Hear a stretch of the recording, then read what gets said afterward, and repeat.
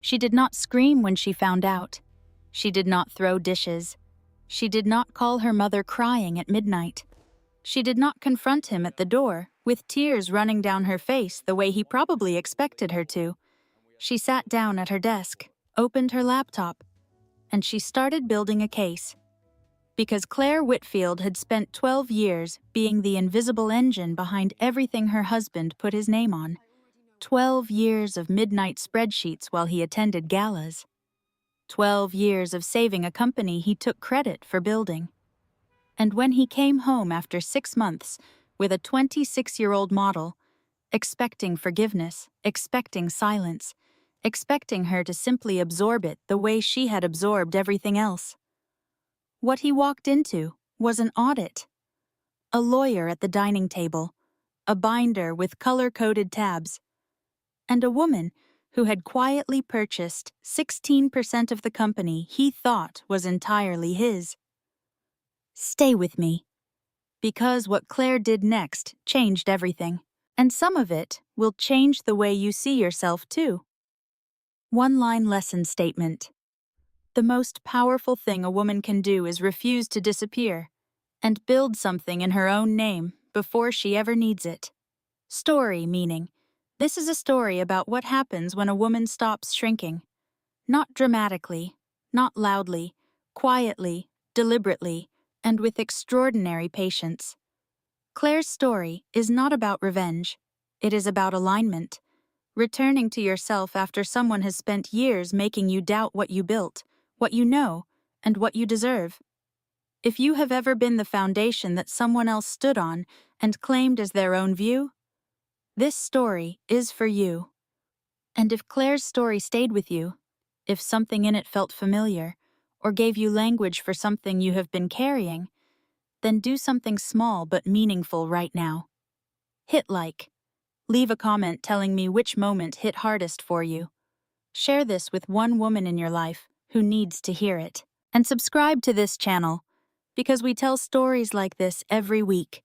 Stories about women who chose clarity over chaos. Stories that remind you that quiet strength is still strength. We will be right here when you are ready for the next one. The coffee maker beeped at 6:15 in the morning, the way it always did.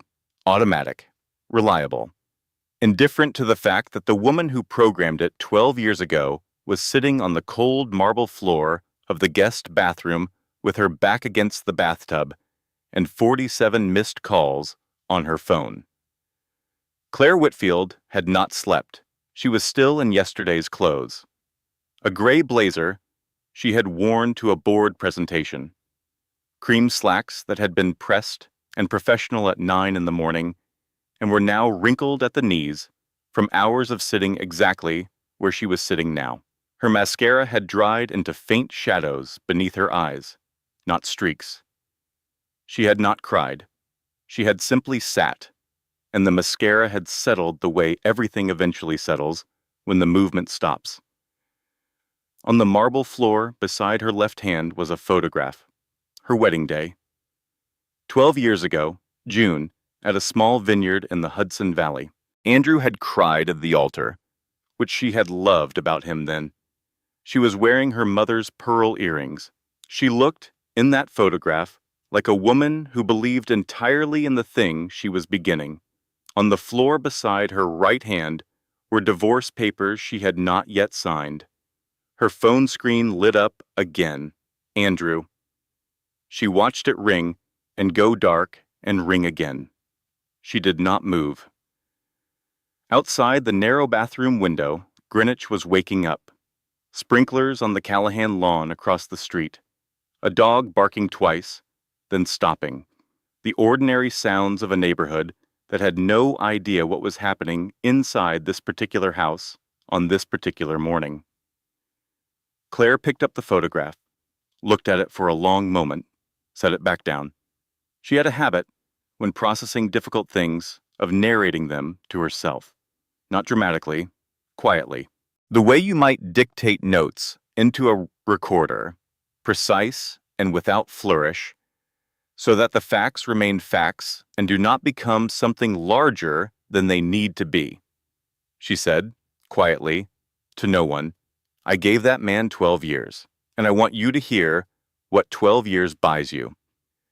She would start at the beginning, not because the beginning was dramatic. It was not.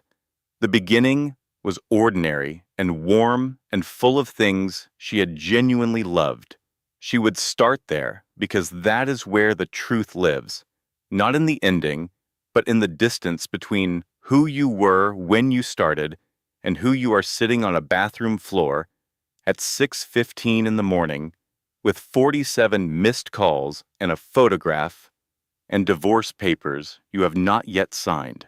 But you will sign them. She knew that already.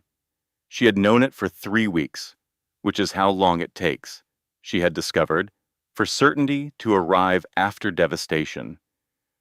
Devastation comes fast. Certainty is slower. But it comes. She stood up, smoothed her blazer, looked in the mirror above the sink. The woman looking back at her was 42 years old, and she had built half of everything that bore her husband's name, and she had spent the last 6 months being quietly, systematically lied to, and she was still standing. That, she decided, was enough for right now. She walked to the kitchen, poured the coffee that the machine had made on schedule regardless of personal catastrophe, sat at the island with both hands around the mug, looked out at the backyard where the September grass was still green. This is where the story begins. Or rather, this is where we enter it. Because the real beginning was 12 years ago, and it looked nothing like a bathroom floor. It looked like everything she had ever wanted. 10 years before the bathroom floor, Claire Whitfield was the most important person at Whitfield Development Group that no one had ever heard of. That was intentional. Or rather, it had become intentional over time, the way many things become intentional after they begin as simply practical. Andrew was the face. He was genuinely good at being the face. He had the kind of presence that made investors feel both impressed and comfortable simultaneously, which is a rare combination and genuinely valuable in the commercial real estate industry. He spoke with confidence at conferences. He charmed politicians at zoning hearings. He told the company origin story on podcasts and in magazine profiles in a way that was compelling and mostly true. If you defined mostly as approximately 60%, the other 40% was Claire. In 2014, Whitfield Development Group was not the polished machine it would eventually become. It was a mid-size firm in serious trouble. A failed waterfront acquisition in Baltimore had left them overextended. 3 creditors were circling. 2 of their largest investors were asking questions that did not have comfortable answers. Andrew had called Claire from a conference room in Manhattan at 11 o'clock on a Tuesday night. She remembered exactly where she was, sitting at the kitchen table of their first apartment in Stamford, Connecticut, her laptop open, their daughter Emma not yet born, the future not yet certain. He said, "I think we are in real trouble." She said, "I know. I have been looking at it for a week. Give me the weekend." She renegotiated 2 private debt structures. She restructured vendor contracts across 4 active developments. She implemented a compliance and expense monitoring system that closed the quiet financial leak that had been draining the company for 18 months without anyone formally identifying it. By the end of that quarter, they had survived. By the end of the following year, they had grown. And Andrew, who was genuinely grateful and genuinely talented at the things he was talented at, became the public story of that survival. He was on the covers of regional business publications. He gave keynote addresses. He was photographed at galas, at the Plaza Hotel, shaking hands with people whose names appeared in newspapers. Claire was home, reviewing acquisition projections on her MacBook at midnight. Claire was dialing into earnings calls from the hospital hallway when their daughter, Emma, was 3 and had a fever and needed her mother close, but also needed her mother to keep the company solvent. Claire was the firewall, the architecture, the silent structure beneath everything Andrew built his visibility upon. She had not resented this, not at first. She had believed in partnership. She believed that visibility and foundation were equally valuable and simply different. The way a building needs both a spectacular facade and a solid foundation, and neither one is more important than the other.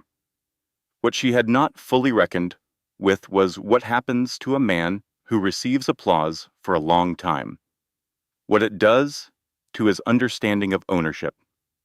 How gradually, almost imperceptibly, the man who once called her from a panicked conference room at 11 o'clock at night and handed her the keys to the crisis began to believe, somewhere deep and unexamined, that the crisis had solved itself, that the company's survival and growth was primarily the result of his vision, and secondarily, the result of everything else, which included her. She noticed it in small things first. The way he stopped asking her opinion before board presentations, the way he described the Baltimore recovery in interviews without mentioning the restructuring she had designed. The way he said, at a dinner party in 2019, to the Hendersons and the Carlyles and the Pattersons, "I built this company from the ground up," which was true in the way that a person who planted a seed can claim the tree, if you are willing to ignore the 12 years of water and soil and tending. Her best friend, Rachel Monroe, had been sitting 2 seats away at that dinner and had caught Claire's eye across the table with an expression that communicated, without words, "I see it. I see what is happening. And I am here." Rachel was a divorce attorney. Claire had always privately considered this a coincidence. She would later understand it was preparation. The first sign that something had changed beyond ego and credit came in February of the year everything fell apart. Andrew began traveling to Los Angeles, frequently. The explanation was West Coast expansion, which was plausible because they did have interests in Los Angeles and had been discussing expansion. Claire reviewed the project files. They were real. The meetings were real. The business rationale was real. But there were other things that were harder to file under business rationale. A cologne she did not recognize when he came home. A new habit of angling his phone away when texts arrived. Laughter that stopped when she entered a room, not conspicuously, not rudely, but like a song that trails off when someone opens a door unexpectedly and the person playing it becomes suddenly self-conscious. She told Rachel about it, over coffee, at the diner on Post Road in March. The one they had been going to since 2015. The one where the waitress knew their orders and brought them without asking. Rachel listened to all of it without interrupting. Then she said, "Claire, either your husband is having an affair or he has joined some kind of Los Angeles wellness cult. Statistically, the affair is significantly more likely." Claire laughed. Because Rachel had a way of making the unbearable briefly bearable through precision and timing, which is one of the most important things a best friend can do. She said, "I am probably overthinking it. He has always been like this when a new project excites him, distracted, preoccupied." Rachel wrapped both hands around her coffee mug and looked at her with the specific expression she reserved for moments when she was choosing her words carefully. She said, "Maybe. But Claire, you know numbers, and something in your numbers is not adding peace up. Trust that." Claire drove home, telling herself Rachel was wrong. She would spend the next 6 weeks discovering that Rachel was exactly right. Meanwhile, across 4 states and a time zone away, a 26-year-old woman named Savannah Cross was standing in front of a floor-to-ceiling window in a Malibu rental house, watching the Pacific shimmer in the late afternoon light, and trying to remember exactly when she had stopped asking questions about the paperwork. It was a Saturday morning in April when Claire's world cracked open and the instrument of cracking was an Instagram story, which felt, later, like an almost absurdly small delivery mechanism for something that large. She had been making Emma's breakfast. Emma was 9 and had strong opinions about the correct ratio of maple syrup to pancake surface area. Opinions she articulated with the confidence of someone who had given the matter serious academic consideration. Claire was listening to this argument and laughing and feeling, in that moment, genuinely happy, which is the particular cruelty of the way these things arrive. Her phone was on the counter. A notification from Instagram. A woman from their neighborhood, Jennifer Callahan, had posted a story tagged at a rooftop event in Malibu. Claire glanced at it the way you glance at things that are not important. Then she stopped. Andrew was in the background of the photograph. He was not the subject. He was not centered. He was at the right edge of the frame, holding a drink, turned slightly toward a young woman beside him. His hand was at the small of her back, not dramatically, not in a way that would prove anything in a court of law, but in a way that a wife recognizes immediately without requiring a court of law. The young woman was stunning. Dark hair, sun-browned skin, the kind of beauty that photographs well from any angle. She was tagged in the photo. Savannah Cross. Claire tapped the tag. A public Instagram account with 412,000 followers. Model. Brand partner. Based in Los Angeles. Claire set the phone face down on the counter. Emma said, "Mom, you are putting too much butter on the pan again." Claire said, "You are right, thank you." She served the pancakes. She watched Emma apply maple syrup with surgical precision. She listened to a story about something that happened at school on Friday, involving a disagreement about the rules of a game Claire did not fully understand. She nodded at the right moments. She laughed when Emma laughed. And the whole time, something very cold and very still was spreading through her chest. The way water spreads when a glass tips over on a table, quiet and unstoppable and covering everything. When Andrew came home that evening from what he had described as a weekend site visit in Connecticut, Claire was sitting in the living room. She had the Instagram story open on her phone. She had spent the afternoon looking through Savannah Cross's public posts with the specific attention of a woman trained to find patterns in data. She showed him the photograph without saying anything. He looked at it. His expression did not change. That was the first thing she noted, with the part of her brain that was always watching. His expression did not change. A man who is innocent looked startled. Andrew looked prepared. He said, "She is a brand partner. We are doing a campaign with her agency for the West Side development." Claire, "This is embarrassing." Claire said, "Your hand is on her back." Andrew said, "It is a party. People touch each other at parties." He paused. He shifted his tone, lowered it slightly, made it gentler and more concerned. "You have been anxious since the Chicago acquisition. I have noticed it. I have been worried about you. Maybe you should talk to someone." And this is the thing that Claire would replay in the months that followed. The thing she would describe to Rachel, and then to Samuel, and then eventually to herself on that bathroom floor. She believed him. Not entirely. Not in the part of her that knew what she had seen, but in the part of her that wanted very badly to be wrong about what she had seen. She believed him enough to apologize. She said, "I am sorry. I should not have jumped to conclusions." He said, "It is okay. I know things have been hard." He hugged her. She stood in his arms in the living room of the house she had helped pay for and felt, underneath the hug, the specific shame of a woman who has just been made to doubt her own eyes. She was not overthinking it. She was being managed. She would not understand the difference until 3 weeks later, when he took her to Nantucket. The Nantucket weekend was beautiful. That is the only word for it.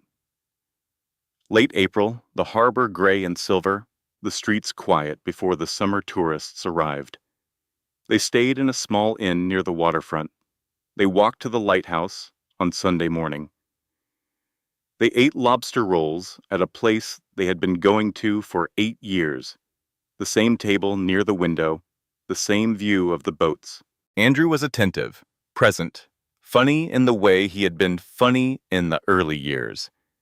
He held her hand, walking back to the inn. He asked about Emma's school performance with genuine interest.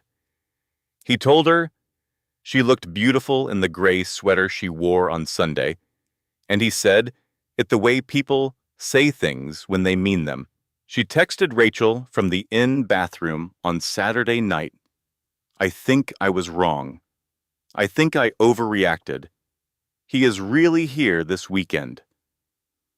Rachel responded in 40 seconds. Claire Elizabeth Whitfield, I love you more than I love most things in this world. But no. Claire put the phone away and told herself Rachel was being protective in the way that protective friends sometimes overcorrect. She was happy that weekend. She chose to be happy that weekend. She would later understand that choosing happiness in the face of evidence is not optimism. It is a thing people do when the alternative is too large to face all at once. Monday morning. She was home. Andrew was already back in Manhattan for meetings. Emma was at school. The house was quiet. A FedEx envelope arrived addressed to Andrew, mixed in with a package of contract documents Claire had been expecting for a development review. She opened it without thinking. Then she looked at what was inside. Crestwood Ventures, LLC, State of California, formation documents. Registered agent Savannah Cross. Registered capital $1 million. Dated 6 weeks ago. Claire sat down on the floor of the front hallway. Not dramatically. Her legs simply decided to stop supporting her weight for a moment, which seemed reasonable under the circumstances. The Nantucket weekend replayed in her mind. His phone on silent the entire time. His explanation, poor signal near the water. The lighthouse walk, the lobster rolls, his hand holding hers. He had not stopped. He had practiced. Claire drove to Rachel's house at 9 o'clock that Monday night. She did not call first. She simply drove there the way you drive toward the one person who will not require explanation before understanding. Rachel opened the door, looked at Claire's face for approximately 1 second and said, "Come in. I will make tea. Tell me everything. Start at the beginning and do not leave out the Nantucket part because I have feelings about the Nantucket part." They sat at Rachel's kitchen table until 1 in the morning. Rachel listened to all of it. The photograph, the confrontation, the apology she should not have made, the Nantucket weekend, the FedEx envelope, the LLC with Savannah Cross listed as registered agent. When Claire finished, Rachel was quiet for a moment. Then she said, "Claire, I need you to hear something, and I need you to hear it as your best friend and not as an attorney, even though I am also an attorney, and the attorney, part of me, has approximately 45 things to say." Claire said, "Tell me." Rachel said, "You did not fail. You were deceived." Those are not the same thing, and the difference matters enormously, not just legally, but in here. She touched her own chest. You trusted your husband. He systematically worked to make your trust look like weakness. That is a thing he did. It is not a thing you caused. Claire looked at her for a moment. Then she said, "Okay. Now tell me the 45 things the attorney part of you wants to say." Rachel smiled. The smile of a woman who has been waiting to be useful in exactly this way. She said, "Document before you confront. This is the most important thing I will tell you. Emotion is valid, completely valid. You are allowed to feel every bit of what you are feeling. But evidence is permanent, and emotion without evidence is a conversation. Evidence without emotion is a case. This is the first thing Claire would carry with her through everything that followed. Document before you confront. Emotion is valid. Evidence is permanent. She went home and she did what she did best. She audited. Over the following 3 weeks, Claire did not confront Andrew. She did not change her behavior. She was, on the surface, the same wife she had always been. Attentive, organized. Present at dinner when Andrew was home, which was less and less frequently. Underneath that surface, she was building a binder. She had access, as chief financial officer, to executive expense records. She had always had this access. She had designed the systems that generated these records. She began reviewing them with a specificity she had not applied before, not because she had been careless before, but because she had been trusting. And trust is the thing that makes you stop looking at the details you have full access to look at. What she found: executive travel expenses, up 280% year over year. Hotel suites in Los Angeles, categorized under the line. Item client relations, a private jet charter to Malibu categorized as West Coast Development Site Review. A diamond bracelet charged to the corporate card under executive client gifting. Wire transfers, 3 of them routed to Crestwood Ventures, LLC. $1 million. Moved quietly, categorized meticulously, signed off with Andrew's digital credentials. She printed everything, organized it into a binder with color-coded tabs. Property of Claire Whitfield. Personal records, written on the cover in her neat handwriting.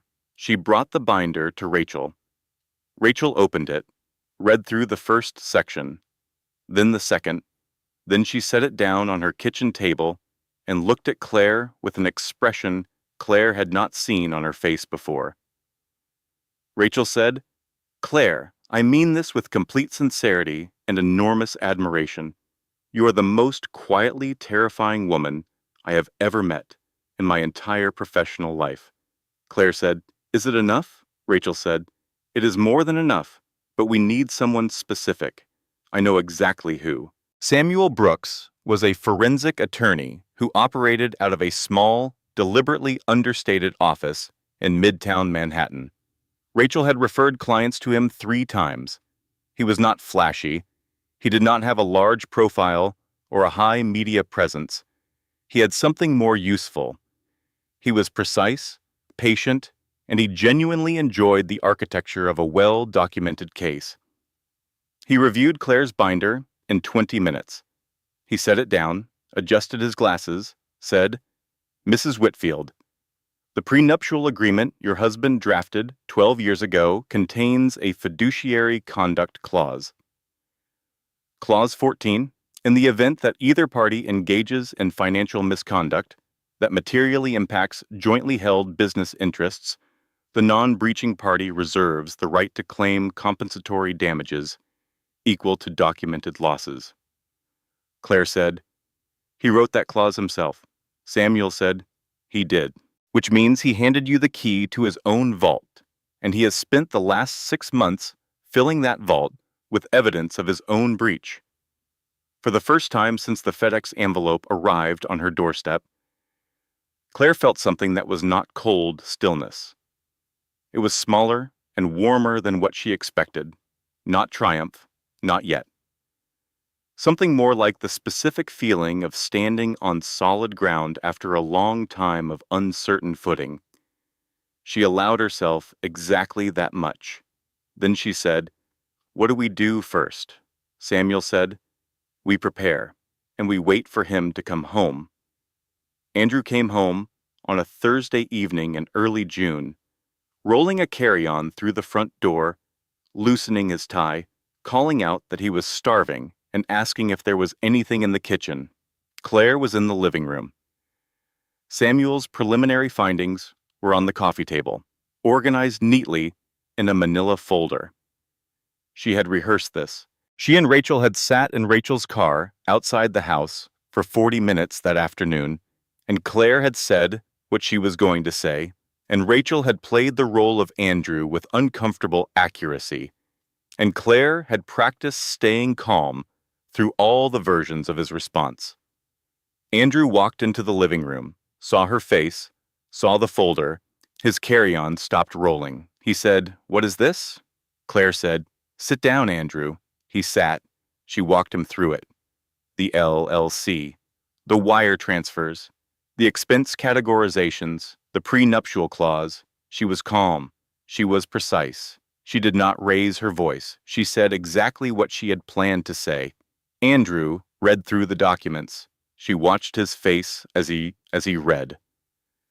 The calculation happening behind his eyes was visible to her in a way it might not have been visible to someone who had not spent 12 years watching this particular face across 12 years of board meetings and dinner tables and late nights and early mornings. He was not afraid. He was strategizing. He looked up, and then he laughed. It was not the laugh of a man who finds something funny.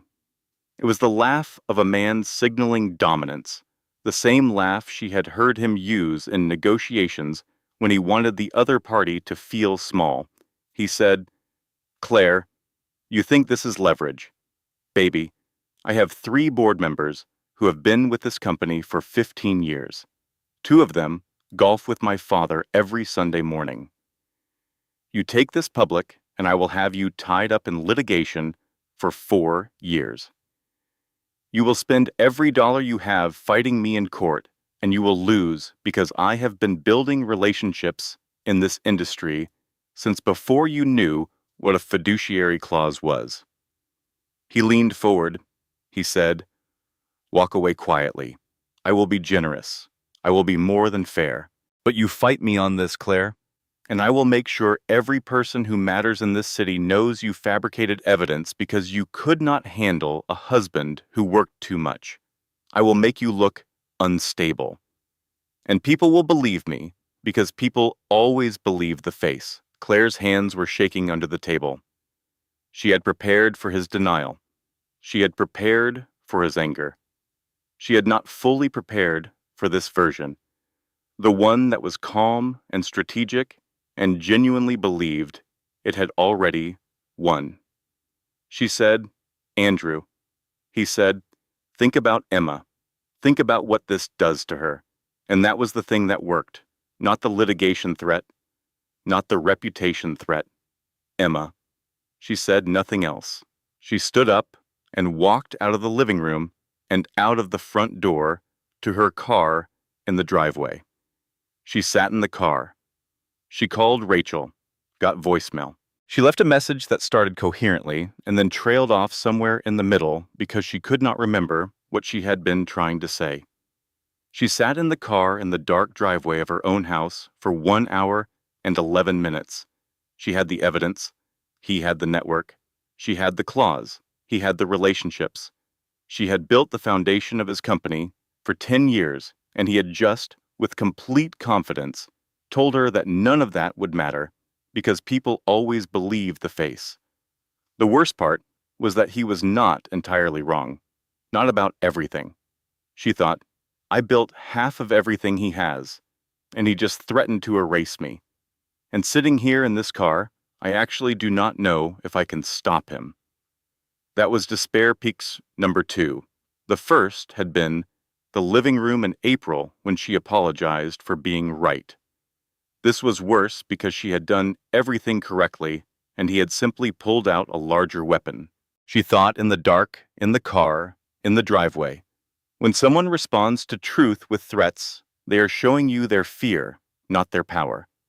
Real strength does not need to threaten silence. Real strength does not need to make you feel small to feel large. She did not fully believe it yet, but she remembered it. She filed it somewhere she could find it later. She went inside, went to the guest bedroom, locked the door. In the morning, she called Samuel and said, "He threatened litigation and reputation damage. He thinks he has the board." Samuel said, "Does he?" Claire was quiet for a moment. Then she said, "Not entirely." Samuel said, "Tell me what you mean by that. There are things you do not tell people." not out of deception, out of self-preservation, out of the quiet understanding that there are assets you protect differently from the assets that appear on shared balance sheets. Claire had been buying shares.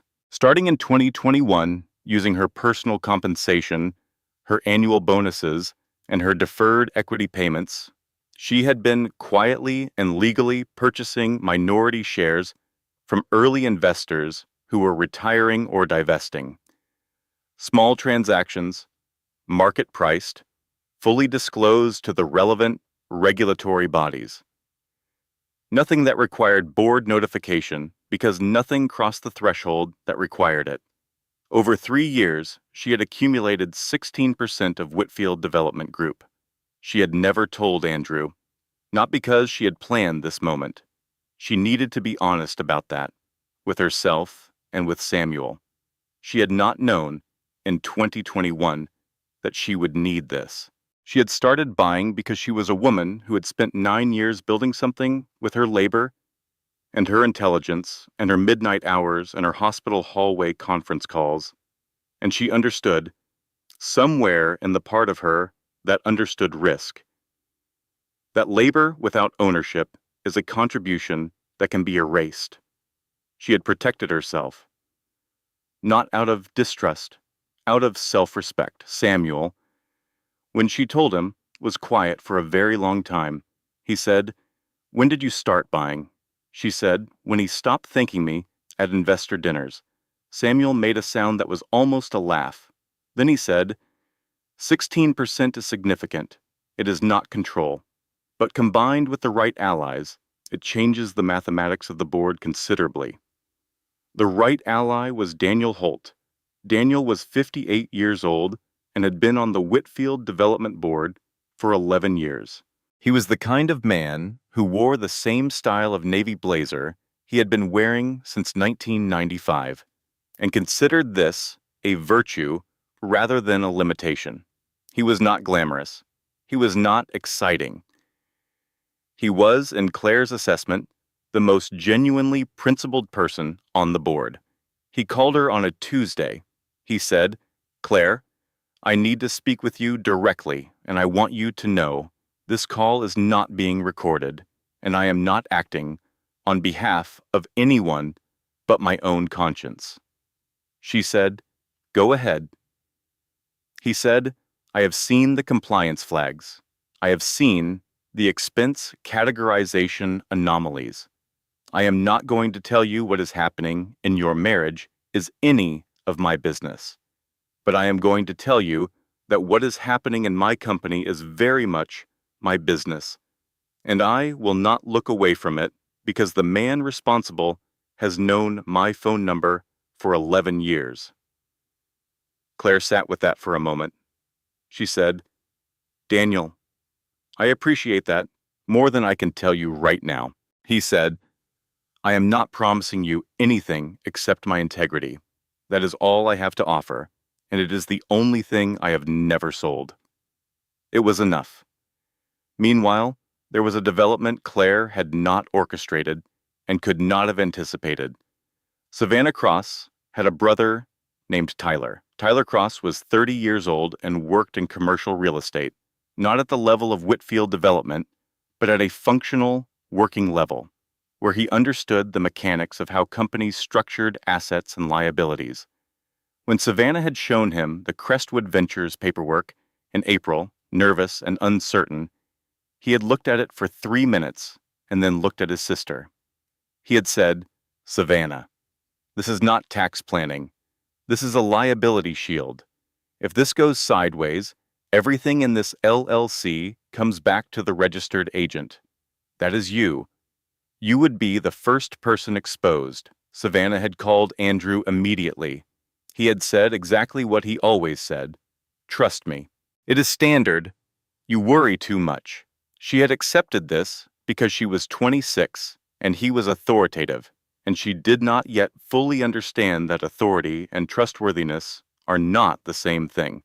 But she had retained the paperwork, and she had, quietly, begun looking for an attorney. The financial blog post appeared on a Wednesday morning at 7:42. Claire was in the kitchen making Emma's breakfast when her phone lit up with a Google alert she had set 3 weeks earlier for the company name. The post was from an analyst account with 40,000 followers.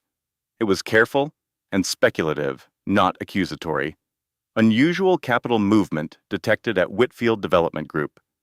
Executive travel expenses, 300% above industry average for comparable firms. Registered California entity connected to executive accounts. Watch this space. Speculation, not accusation. But in corporate finance, speculation at 7:42 in the morning spreads faster than facts by 9:15. The stock opened down 2 points. Andrew called Claire at 8:03 before she had even processed the alert herself. His voice was controlled but thin in the way voices get thin when the person speaking them is genuinely frightened and working very hard not to show it. He said, "Who talked?" She said, "I did not." He said, "Someone gave them those numbers, Claire." She said, "Because it was true. The compliance system flags automatically generate reports at certain thresholds. You approved the system, Andrew, 5 years ago. You were in the room when I built it." There was a silence on the line that was different from other silences she had heard from him. Not the silence of calculation. The silence of a man realizing that the architecture he had approved without paying attention to had been silently recording everything he had done for 6 months. She did not know yet about Tyler Cross. She would find out 2 hours later. Samuel called her at 10:15. He said, "Do you have a contact named Tyler Cross?" She said, "No." "Why?" He said, "Because a journalist I know received an anonymous tip this morning that included very specific internal data that could not have come from the public compliance flags, data that would have required access to the Crestwood Ventures formation documents specifically." Claire was quiet. Samuel said, "The tip came from a cell phone registered to a Tyler Cross of Los Angeles." Claire sat with this for a moment. She said, "Savannah Cross has a brother named Tyler." Samuel said, "Yes, I believe she does." Claire said, "He did it to help her, not to help me." Samuel said, "Intent is interesting. Effect is what matters legally." Claire called Savannah Cross directly that afternoon. She had Savannah's number from the LLC documents. She had never used it. She sat with her thumb over the call button for several minutes before she pressed it. Savannah answered on the third ring. Her voice was careful. Claire said, "This is Claire Whitfield. I think you know who I am?" A pause. Savannah said, "Yes." Claire said, "I did not orchestrate the blog post. I want you to know that." Another pause. Longer this time. Savannah said, "I know.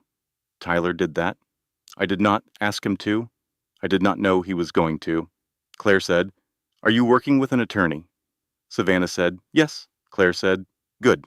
That is the right thing to do." A silence that was not hostile. Two women on opposite sides of something that had been done to both of them by the same person. Savannah said, "I did not know what the LLC was. I want you to know that. He told me it was tax structuring. I believed him because I did not know enough not to." Claire said, "I know." Savannah said, "I am sorry for all of it, for being in the middle of it." Claire said, "You were put in the middle of it, that is different." She ended the call, sat for a moment, then she texted Rachel, "Something just happened that I did not plan, and I need to tell you about it." Rachel responded in 20 seconds. "I am leaving my office right now, but there was no time for a meeting because at 11:45 that same morning, Andrew's attorney contacted Samuel with notice of an emergency board meeting scheduled for the following morning at the Plaza Hotel. Andrew had activated his board allies. He was moving to formally censure Claire, strip her interim financial authority, and enter into the official record a resolution characterizing the compliance flags as the result of and she would always remember this exact language: internal disruption by a disgruntled party with a personal agenda. The motion passed, 4-3. Daniel Holt abstained. Claire walked out of the Plaza Hotel conference room beside Samuel at 2:15 in the afternoon. She walked through the lobby, through the revolving door, onto the sidewalk on Central Park South. The November air was cold and direct. People moved past her on the sidewalk with the complete indifference of a city that has no investment in any individual person's particular disaster. She turned to Samuel and said, "Daniel abstained," Samuel said. "I know." She had counted on 16% plus Daniel's vote. Daniel had flinched. Everything she had built over the past 6 weeks had just been voted away in 20 minutes by a man who owed her nothing and a board that had chosen loyalty over documentation. Rachel was waiting on the corner. She was in her work coat, arms crossed against the cold, watching Claire come through the revolving door. She did not say anything. She simply held out a coffee cup, the kind from the cart on the corner. Paper cup, plastic lid, steam coming out of the small opening at the top. Claire took it, wrapped both hands around it, stood there. The city moved around her. The park was visible beyond the intersection. Bare November trees, a few joggers, pigeons on the curb. She breathed. She said, "Okay." Rachel said, "Okay." Claire said, "Then we go to the next option." She would think about that later. The way she had said it. Not as defeat, as redirection. When the vote goes against you, you do not leave the building defeated. You leave it planning. There is always a next option. You just have to stay calm enough to find it. She was not yet calm, but she was standing, and sometimes standing is the whole plan for the next 5 minutes. The next option was Savannah Cross's sworn affidavit. Samuel had been in contact with Savannah's attorney in Century City. What emerged from those conversations was something Claire had not fully anticipated in its specificity. Savannah Cross was willing to testify in writing and under oath to the exact conversation in which Andrew had told her the Crestwood Ventures LLC was standard tax structuring, that her name on the registration was a formality, that she had nothing to worry about. She was willing to do this not out of revenge. She was willing to do this because her attorney had explained to her with considerable clarity that a woman who distances herself from financial misconduct early and transparently is in a vastly different legal position than a woman who stays silent and hopes for the best. Savannah Cross was, as it turned out, considerably smarter than Andrew had assumed decorative people to be. The affidavit was filed on a Monday. It changed everything, not because of what it said about the relationship. The relationship was not legally relevant to the fiduciary breach claim. What it established was intent. What it established was that Andrew had knowingly placed another person's name on a corporate entity as a shield, and had done so by misrepresenting the nature of that entity to the person he was placing in legal jeopardy. That was the detail that tipped the documentation from mismanagement to something the audit committee could not categorize as ambiguous. And then the second thing happened, the one that moved the whole situation from a civil matter to something with longer reach. The wire transfers. Samuel's forensic review of the transfers routing through Crestwood Ventures found a discrepancy. The $1 million moved through the LLC had not been disclosed in the company's most recent earnings statement filing. This was not a categorization error. This was a material omission from a document filed with regulatory requirements attached to it. The Securities and Exchange Commission opened a preliminary inquiry. Andrew received the notice on a Wednesday morning. Claire was in the Park Avenue office when she found out, reviewing projection updates with the interim finance team. Samuel texted her 3 words, SEC notice arrived. She read it twice, forwarded it to Rachel, with no additional comment. Rachel responded, "Call me when you can breathe." 2 hours later, Daniel Holt called.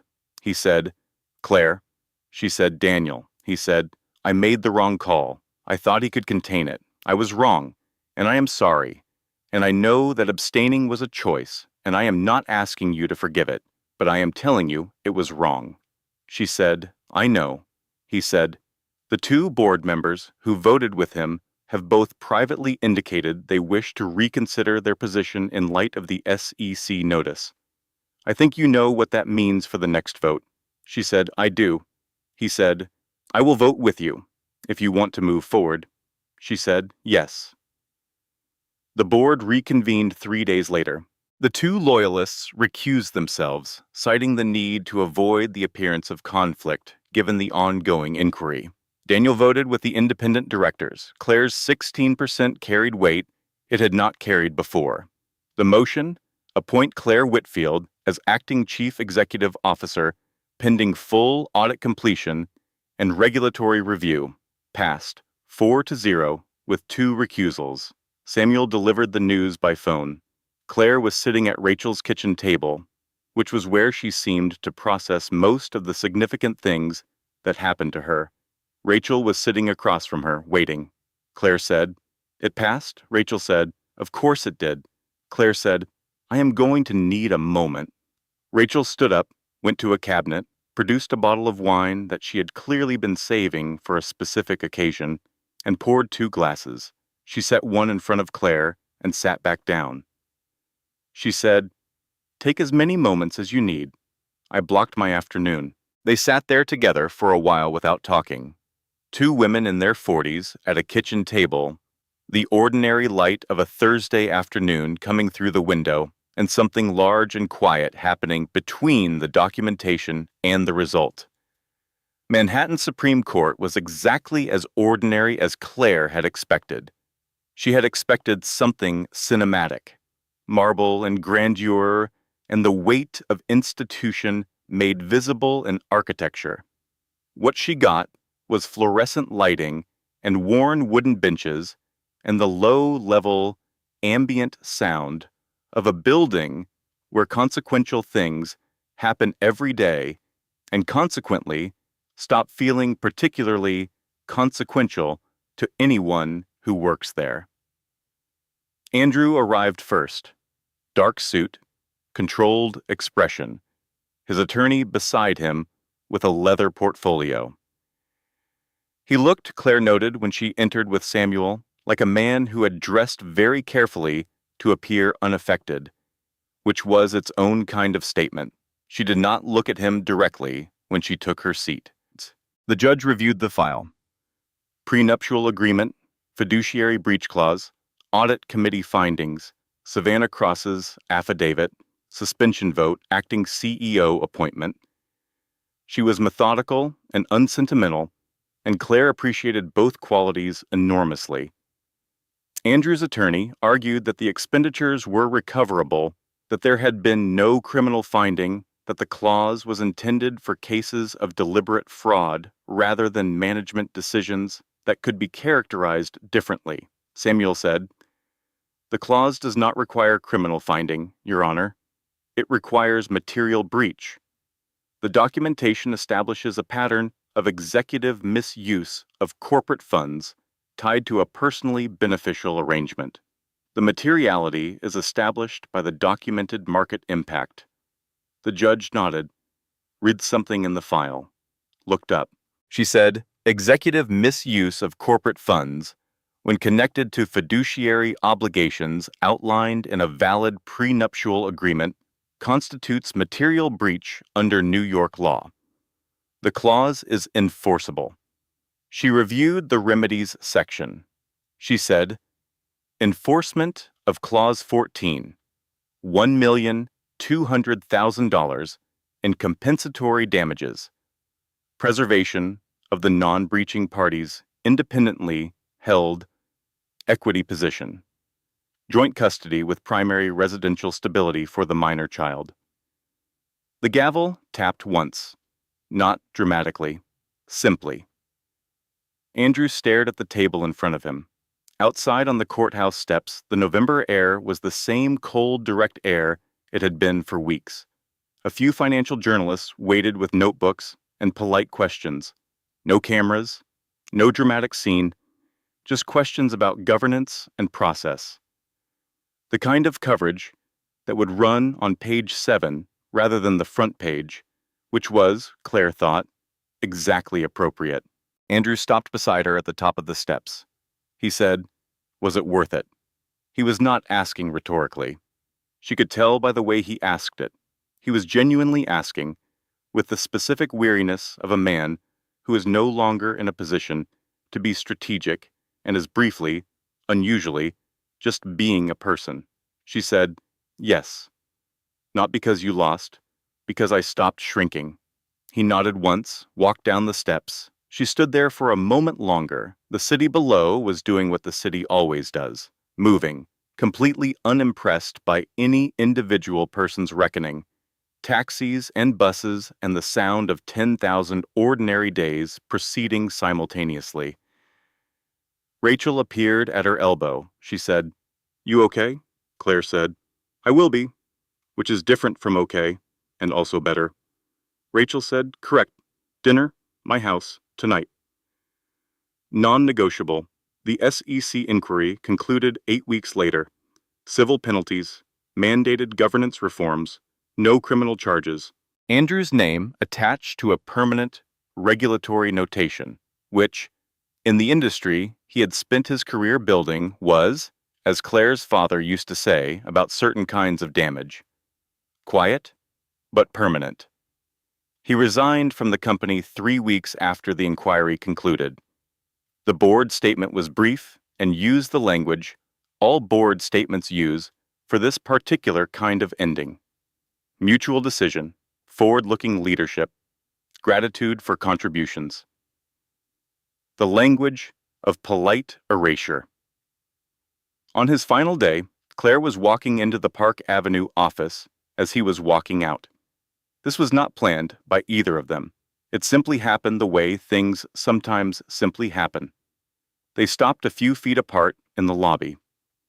He had a cardboard box with the things from his office, a framed photo, a Mont Blanc pen set, a small award from a 2018 industry conference. He said, "You did what you thought was right." She said, "I did what was necessary." He said, "I hope someday Emma understands it." She said, "She will. Because I will tell her the truth, which is that her father made serious mistakes, and her mother responded to them with integrity, and that both things can be true about the same family." He looked at her for a moment, nodded, walked through the glass doors into the Tuesday morning outside. She watched him go. Felt, as she watched, the specific release of something very heavy being set down after a long time of carrying it. Not triumph, not relief, exactly. Something quieter than both, completion. She turned and walked to the elevator. 6 months later, on a Saturday morning in May, Claire Whitfield was in her kitchen making pancakes. Emma was 9.5 now, and had refined her maple syrup philosophy in the intervening months to include a new position on the correct temperature of butter, which she explained with the focused gravity of someone who has done significant research. Claire listened to this and laughed and felt the laughter come from somewhere genuine and uncomplicated. This was new, or rather it was returned. There had been a version of this before, the simple, uncomplicated laughter, and then there had been a long period where everything had weight on it. And now the weight was lifting, not all at once, not completely, but incrementally, the way light returns after a long winter. You do not notice the exact moment it changes. You just notice one day that the mornings are bright again. Emma said, "Mom, you're going to burn it." Claire said, "I know. I am paying attention now." Emma considered this response for a moment. Then she said, "Are you happier?" The question arrived the way Emma's questions often arrived, directly and without preamble. as though the child had decided there was no useful purpose in approaching it from the side.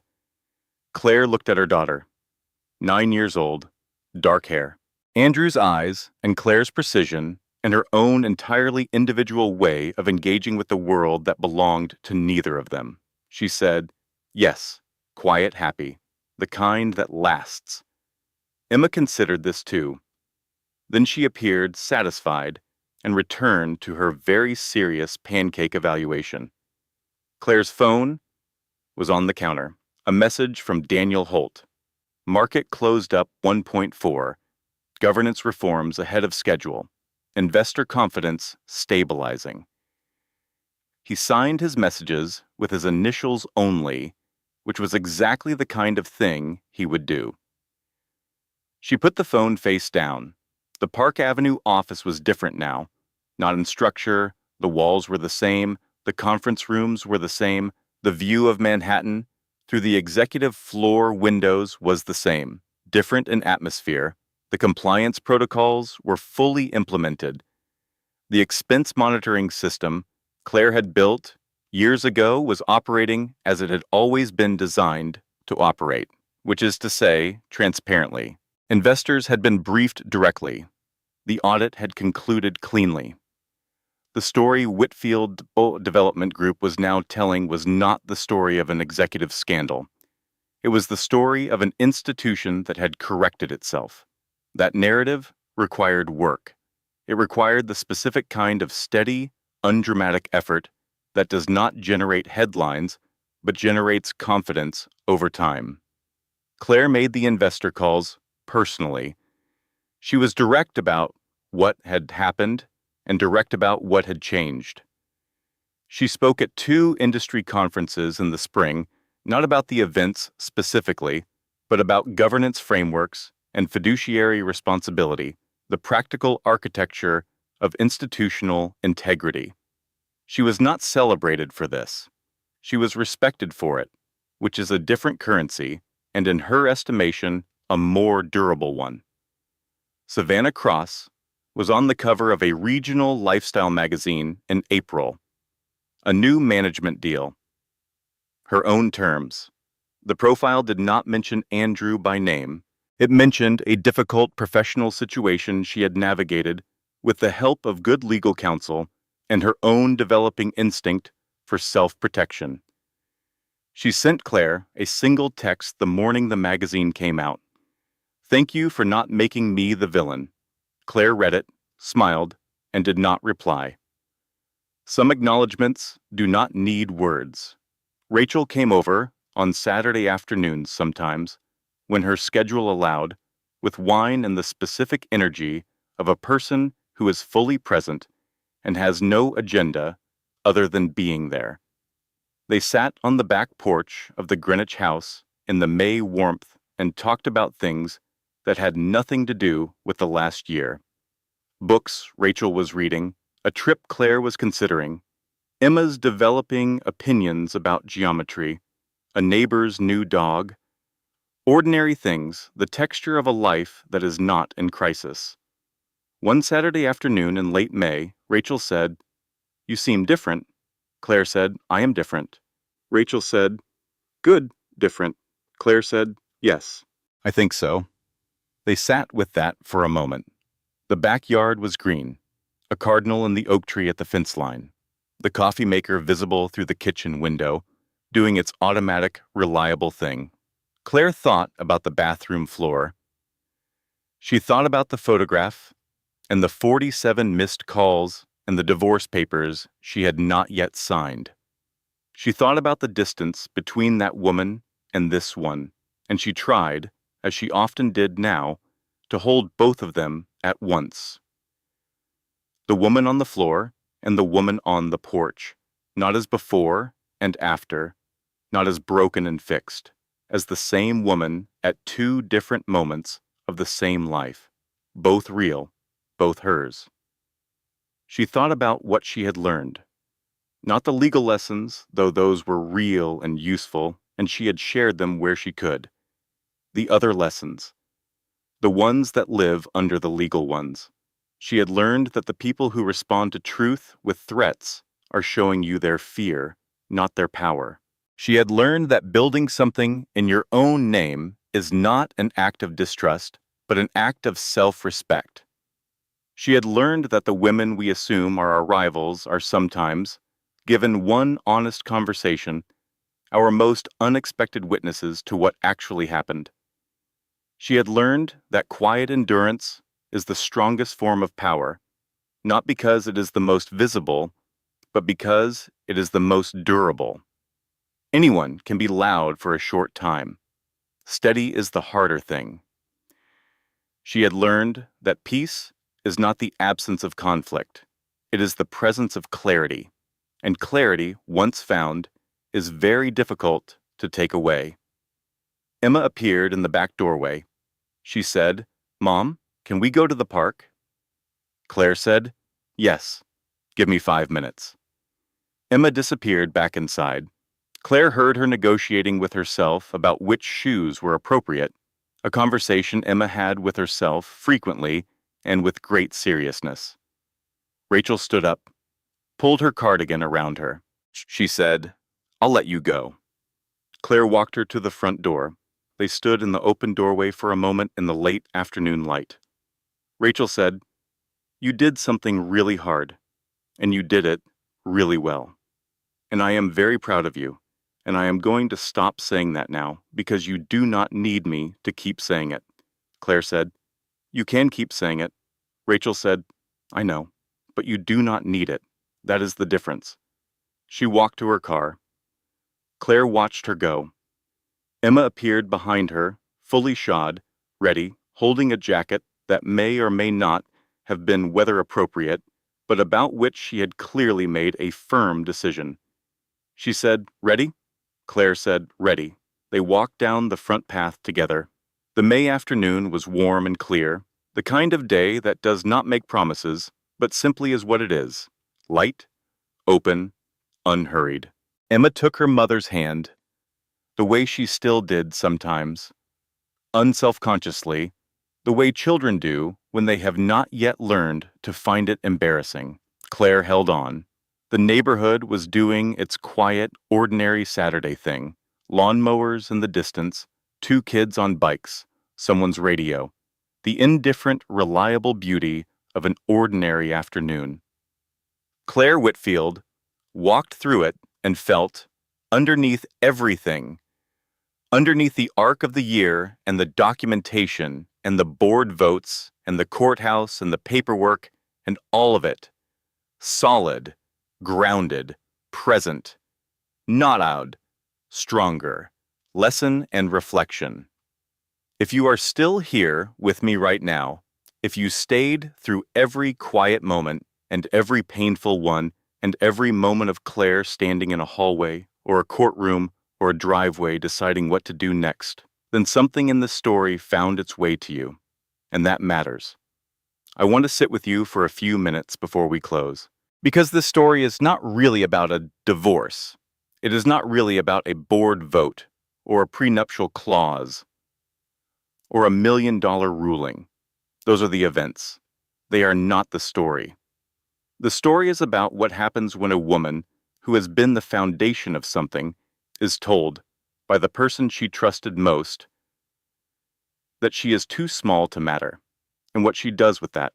Not immediately, not loudly, over time, with documentation and patience and the specific kind of quiet courage that does not announce itself. Here is what I hope you carry with you. The first thing, document before you confront. This is not cold advice. This is care for yourself. Emotion is completely valid. You are allowed to feel every bit of everything you feel. But when something is wrong, feeling it alone does not protect you. Evidence does. Write things down. Save records. Know your own finances. Not because you are building a case, but because you deserve to understand your own life completely at all times. The second thing, when someone responds to truth with threats, they are showing you their fear, not their power. Andrew threatened litigation. He threatened reputation. He said people always believe the face. And some of that was true, but none of it was power. All of it was fear dressed up in the clothing of power. Real strength does not need to silence you to feel large. When someone needs you to be small, ask yourself what they would lose if you were full-sized. The third thing, build something in your own name. This is not about distrust. Claire did not buy those shares because she did not believe in her marriage. She bought them because she believed in herself. Your labor deserves a foundation. Your contribution deserves documentation. Your name deserves to appear somewhere on what you have built, not just in the acknowledgments, but in the ownership. The fourth thing, when the vote goes against you, you do not leave the building defeated. You leave it planning. There is always a next option. It may not be visible immediately. It may require more patience than feels fair. But Claire did not win in the confrontation. She did not win in the board meeting where she was outvoted.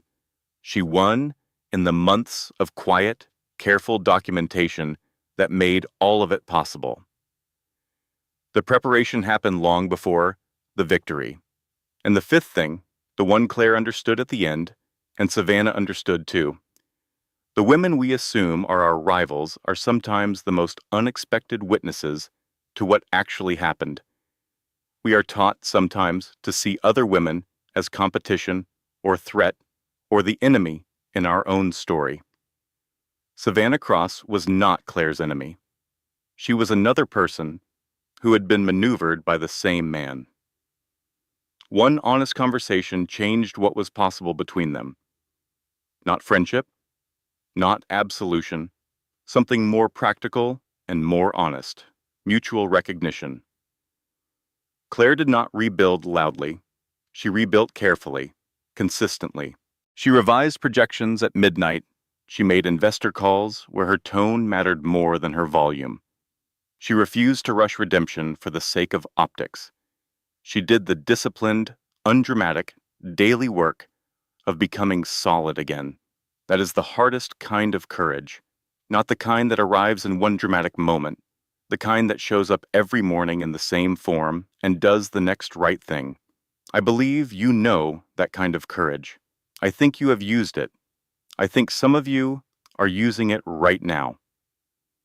If this story found something true in you today, if Claire's quiet nights felt familiar, if her small, steady choices resonated, please like, share, and subscribe to the channel. Every time you share a story like this, you are telling someone else. You are not alone, and that small act matters more than you know. Thank you for staying until the end. That tells me everything I need to know about your heart. This content was carefully researched, developed, and manually crafted by our team, not generated automatically, but built with intention. To bring you stories that carry real meaning, real lessons, and real value. Every word in this story was chosen to remind you of something true about yourself. Thank you for trusting us with your time.